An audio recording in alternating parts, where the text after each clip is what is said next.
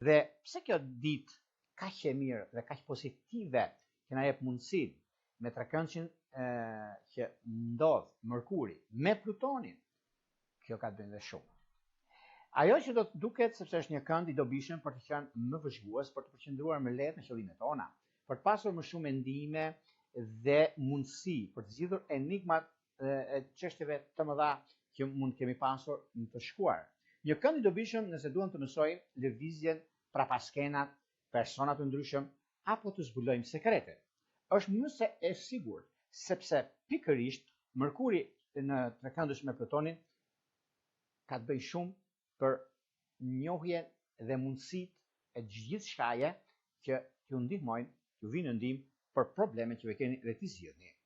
Kjo duket se ndikohet pozitivisht me binjakët, peshorja, ujori, shigjetari, luani, dashi, që kanë lindur në fillim të shenjave të tyre apo kanë të bëjnë në lidhje me çështjet e horoskopit ascendentet në gradën e tretë, që do të thotë në çështjet madhore dhe në mundësi në fund të ligjit të dytë ose të tretë ka një ndikim shumë pozitiv.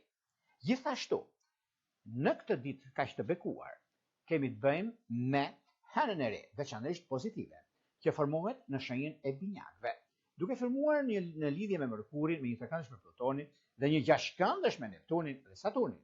Kjo hënë e re thekson dëshirën tonë për të bërë ndryshime në jetën tonë të përditshme dhe na bën më të sigurt në sjelljen që neve kemi dhe shoqërinë që neve krijojmë.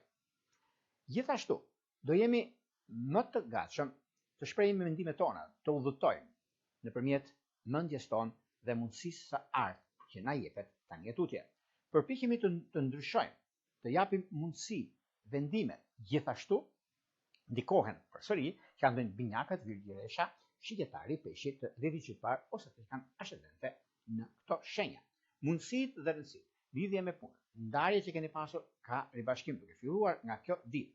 Gjithashtu ka diçka shumë të madhe sepse ndikimet planetare të kësaj dite jep mundësi në 3 gjëra kryesore, 3 shtylla kryesore, në lidhje me ndarje që keni pasur para disa kohëve dhe ka mundësi bashkimi. Mund të bisedoni, mund dërgoni SMS, sidomos nga dreka 12 me 17:10. Shënojini këtë sepse ka të bëjë shumë në lidhje me problematika që keni. Mund të dërgoni mesazh të gjini zgjidhje.